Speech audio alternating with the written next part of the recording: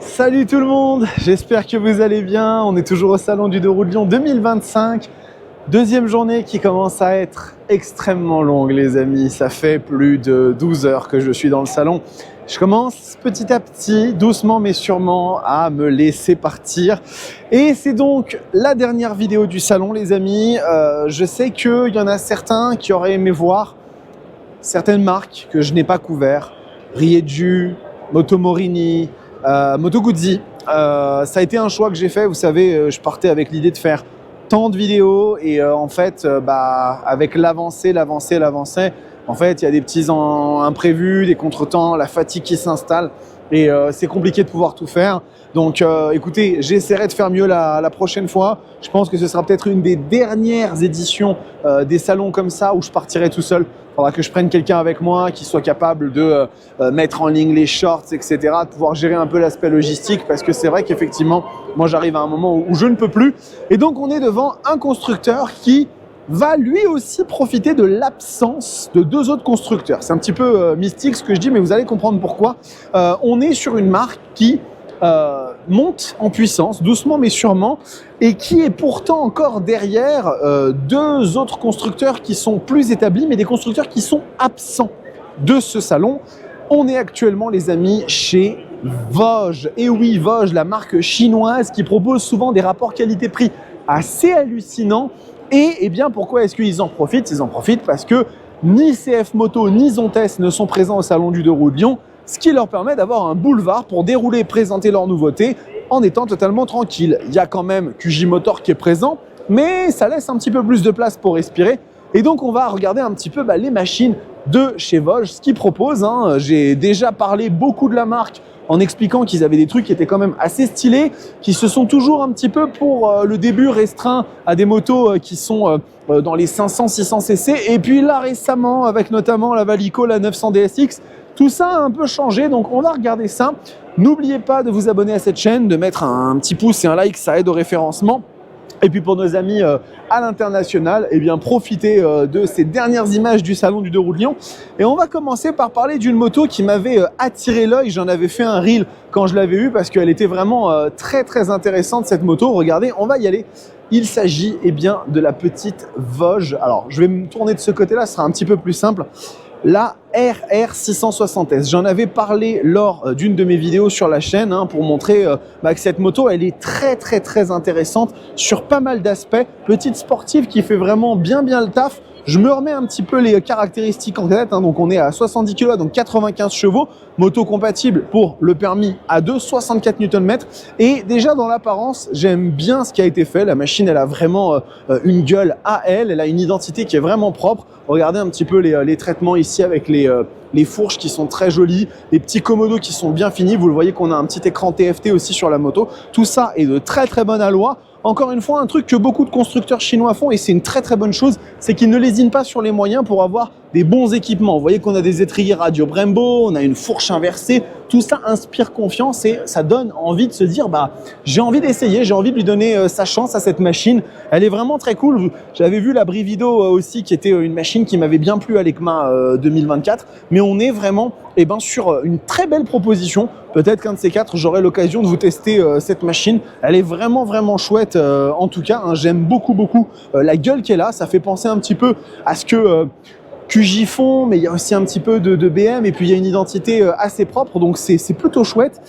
Et regardez, on va continuer, on va avancer parce qu'on a ici une DS800. Donc comme je vous le disais, Voge qui monte en puissance au niveau de la cylindrée de leur moto. Là ici on arrive sur du 94 chevaux mais avec un petit peu plus de cylindrée, donc de couple. Et ce trail, il est vraiment très très très joli. Il est vraiment super beau.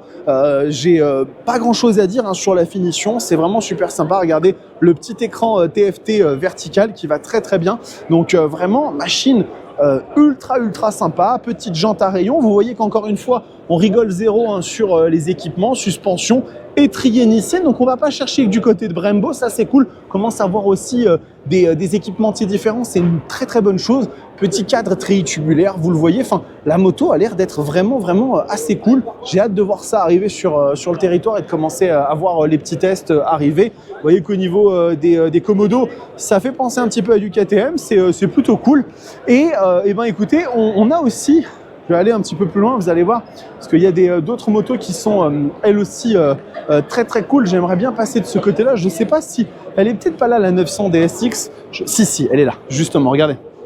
Là, on est sur vraiment la machine avec la plus grosse cylindrée chez Voge, qui se veut être vraiment une concurrente un peu directe à la 800 MT. Hein. Vous savez, la 800 MT chez CF Moto, c'est une moto qui est vraiment très très populaire. Et du coup, cette DS900X, cette Valico DS900, ça va vraiment être une grosse concurrente. Donc une machine assez impressionnante en termes de finition, d'équipement. Ça a l'air d'être très très bon. Donc vraiment, pour le coup, je suis assez impressionné. Je l'ai déjà vu à plusieurs reprises, mais c'est toujours très cool d'avoir cette machine en face de nous.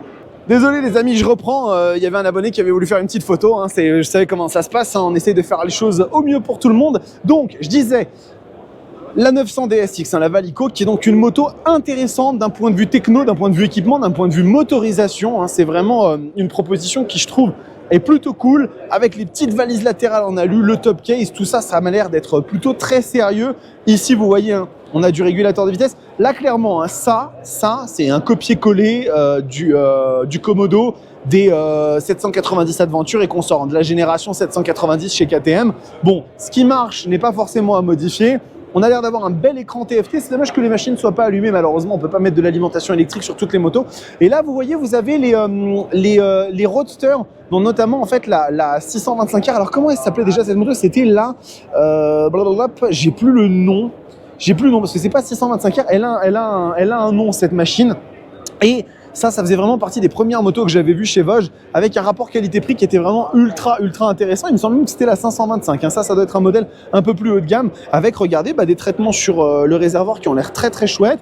Petit écran TFT qui fait plaisir, machine qui est cool. Ça vient directement se bagarrer avec de la MT-07, de la Z650, mais avec un look qui est différent, avec une proposition qui est cool. J'aime bien la couleur un peu ambre dorée sur les jantes. Ça fait un peu penser, vous savez, à la Katana et aux machines de chez Suzuki qui ont reçu ce type de couleur.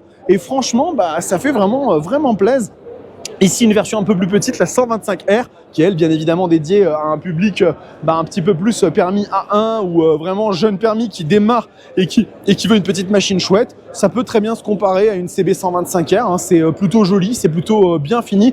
Donc, vous voyez, il y a des trucs intéressants hein, chez les constructeurs qui sont pas forcément aussi populaires, aussi démocratisés que les Honda, les Yamaha et compagnie. Il y a des trucs à aller faire. Une petite dernière ici que je peux vous montrer façon un peu cruiser qui a l'air super sympa. Regardez, c'est la CU 625 et là il y a un vrai taf qui a été fait sur la moto. Regardez, j'adore les détails et les finitions du moteur sont super jolis. Far and beyond quality. Donc au-delà de la qualité, franchement, elle est très cool. On retrouve des petits étriers de Girouane, fourche inversée, un gros pneu avant, hein, c'est vraiment pour l'esprit custom très cool. On voit qu'on a bien les repose-pieds vers l'avant. Machine dotée d'un petit un petit dosseret de selle pour le passager. On a l'air d'avoir un petit écran TFT pour le compteur très sympa. Et voilà, écoutez, vous voyez ici, on a encore une autre proposition. Donc, Voge qui propose des choses différentes, des alternatives un petit peu aux grands noms, aux grandes concurrentes. Bonjour. Je te dérange? Non, pas du tout. Écoute, je me rappelle plus ton prénom. Rodolfo, ouais. Je te suis sur YouTube. Super. Ce que tu fais, je suis bien content. Trop bien, ça fait merci. plaisir à moi, des amis à moi. Et Cool. Et ne lâche pas, c'est vraiment bien ce que tu fais. Merci beaucoup, c'est gentil. Bon salon.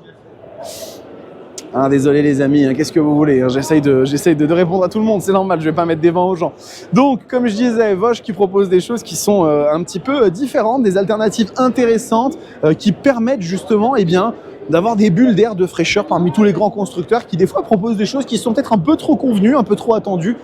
Voilà, vous en avez une autre, donc C'était la dernière vidéo les amis, vraiment je suis rinsax, là j'en peux plus, j'ai cumulé 40 km de marche en 2 jours, donc je vous avoue que mes pieds sont en train de me demander d'arrêter, ils me disent arrête-toi s'il te plaît, ça devient compliqué, et donc je vais leur obéir parce qu'après il y en a besoin pour faire d'autres choses, des pieds hein, notamment pour marcher. Donc voilà, j'espère que ça vous a plu, n'hésitez pas à vous abonner à la chaîne les amis, merci pour tout le soutien que vous m'avez apporté pendant ce salon du 2 roues de Lyon 2025, ça m'a fait super plaisir, vous avez fait péter les scores encore une fois, donc trop cool. Donc prenez soin de vous, kiffez vos bécanes. On se retrouve à la maison pour la suite des événements. Il y a beaucoup de choses qui arrivent, dont notamment une énorme vidéo qui sort le 20. Ne ratez pas ça. C'est une énorme vidéo. Je vais vous annoncer le projet le plus fou de l'histoire de la chaîne. Je vous laisse avec ça. Ciao!